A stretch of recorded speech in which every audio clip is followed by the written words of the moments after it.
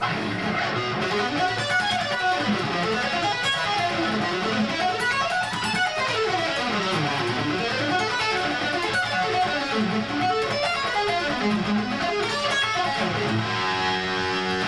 everybody, that's Lick of the Week number 10.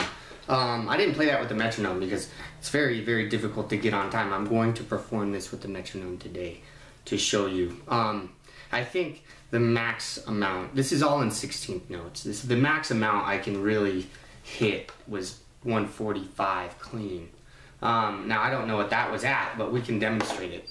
But first I'd like to talk a little bit about the chord progression itself. It's an F sharp minor, so it's a minor 7 flat 5 chord, and then a dominant chord, that's the 5.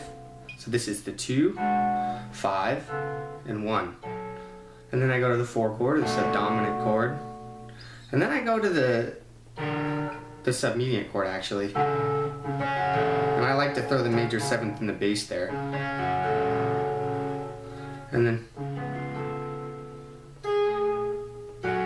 so you can hear these, and that's how it ends. So the first chord,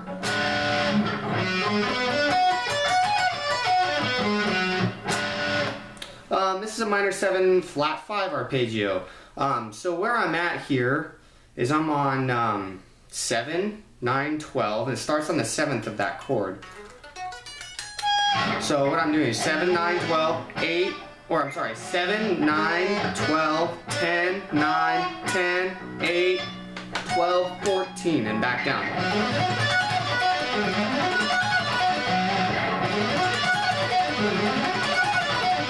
And that's a cool lick, but it's really unresolved. So what we're going to do is go to the dominant chord. Now this, I'm starting 7, 6, 9, 7, 9, 8, 7, 10, 7. Now this is, you're going to figure out the picking that's appropriate for you right here. Mostly sweep picking. Here's some alternate picking and probably a little bit of economy.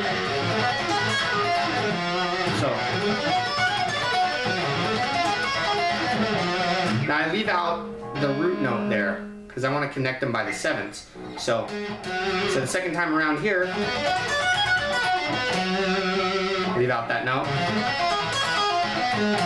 and that's the major 7th harmonic minor. How beautifully to go into this next part.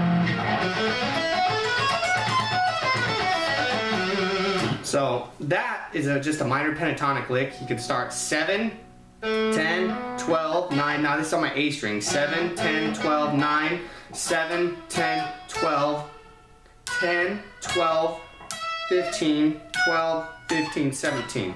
So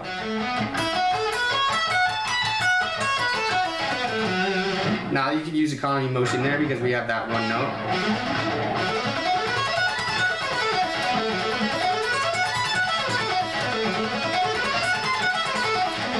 So all of these are really licks within themselves.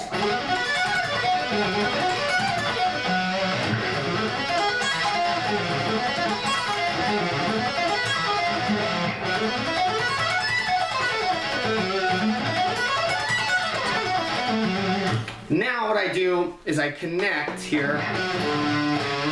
So after I'm done with my minor pentatonic lick, so right there I'm going 8, 7, 4, 5. And then I'm at B here, I'm playing a B minor 7 arpeggio. So this is 5, 8, 7, 5, 7, sliding up. Now that's B again. Now 7, 10, 9, 8, 10. So there you have it. So what I do here, I just descend that to there. Now this is some major 7, C major 7 decorated. And that's when I use this chord.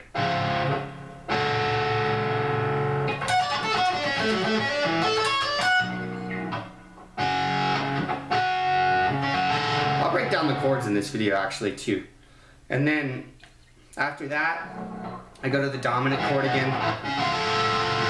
That's a sharp 5. You can do that, whatever. It sounds cool either way. I'm sorry.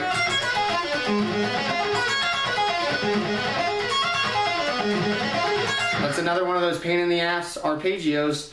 But here we go. Let's get back to the major 7. I'm on 12, 8, 12, 12, 14.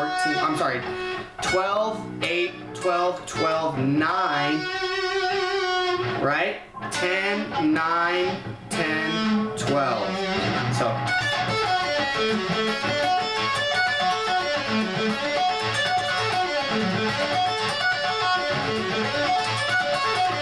That one's particularly difficult. Now, going back to just a different version of the same dominant arpeggio. So right here I'm starting 11, 7, 10, 11, 8, 9, 12, 9, 11. I'm sorry.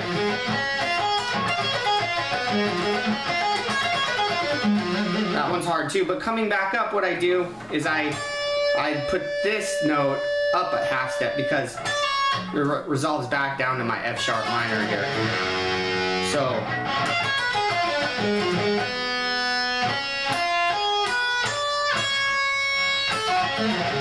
and I think everybody could figure that one out. Now I know I'm in a weird tuning or whatever, but you can do this all in position.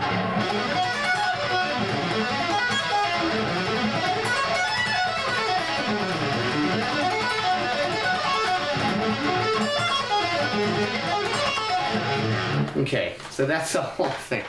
Now the chords. Okay. Where I'm at right here, I'm at 9 with my index, 10 with my middle, barred there on 9 with my index, and then 10. So it's just 9, 10, 9, 10. It's a half diminished chord. From D sharp. And then this is the dominant chord. I like the sharp 5 one, it sounds really nice. So that's just 7, 7, 8, 8. 1, 2, 3, 4. And then a minor chord. You could decorate this however you want. I love this chord. You could do a major 7. You could do a minor 9. You could add 9. You could do just a minor. That'll work. And then this is just 5, 5, 5, 5. Skip the A string. That's what you want to do there too on the dominant chord. You skip the A string. Just go 5, 5, or 7, 7, 8, 8, but skip the A string. So now I go here. That's a minor 7 chord. So skipping the A string, 5, 5, 5, 5. And then we're gonna go. This is kind of a. I like this better than the major 7. Now this is, that's the root, but if you put the major 7, making it a major 7, major 4-2 chord in figured bass terminology, it sounds really nice to go back into the dominant chord, which is what happens. So,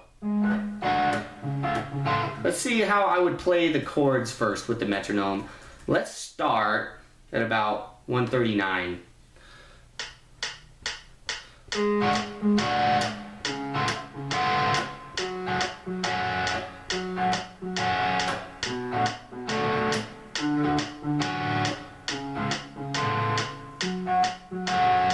that's the chords. All right, let's try to play this with the metronome.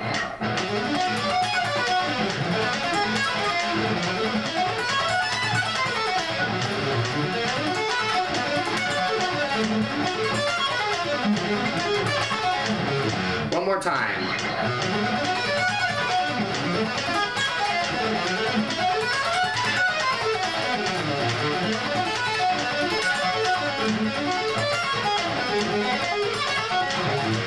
Yeah, we're gonna try that again a little faster in a little bit, but this is more of a jazz sound. Like the past couple of weeks I've been doing the neoclassical stuff, which everybody seems to have really enjoyed. That stuff keeps constant upkeep to it. You know, that stuff. If you rest on it for a minute, you gotta get it back. Sucks. So many things to keep up on. I got Stephen Love calling me. Yeah, so that's the lick of the week. I guess I'll try to push it like I always do, like an asshole. Here we go, 144.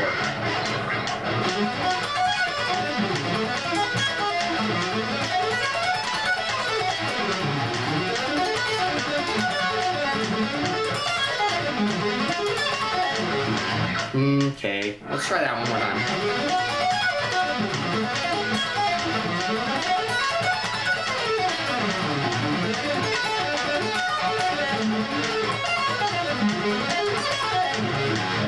All right, here we go, 148.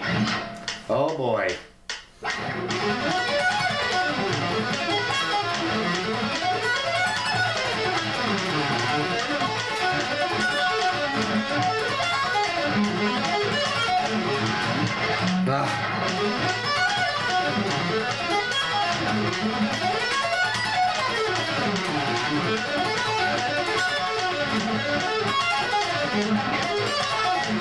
As you can see, you start to make mistakes when you start to get faster and faster, as I just demonstrated.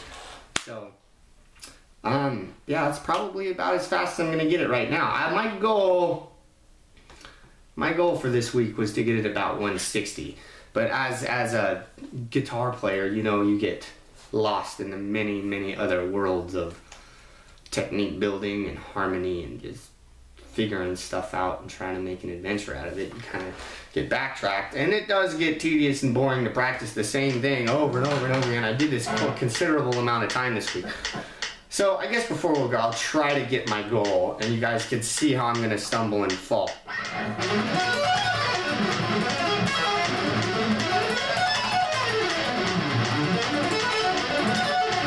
See? It's not happening.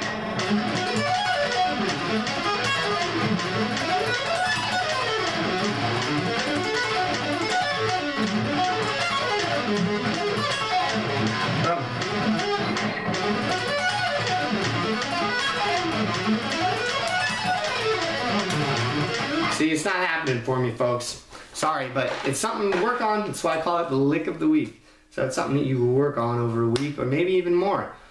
This exercise will really get your hands in shape for timing. As you can see, we all lack at some point. It's always something that every guitar player struggles for. You know, no matter what level you are. You could be the best guitar player in the world and still do this, and you know, you still be doing things like this and working on your timing. It's something that always improves, like every technique you will work on. What a lot of people don't understand is that you think you get to a point and you're done learning and done practicing.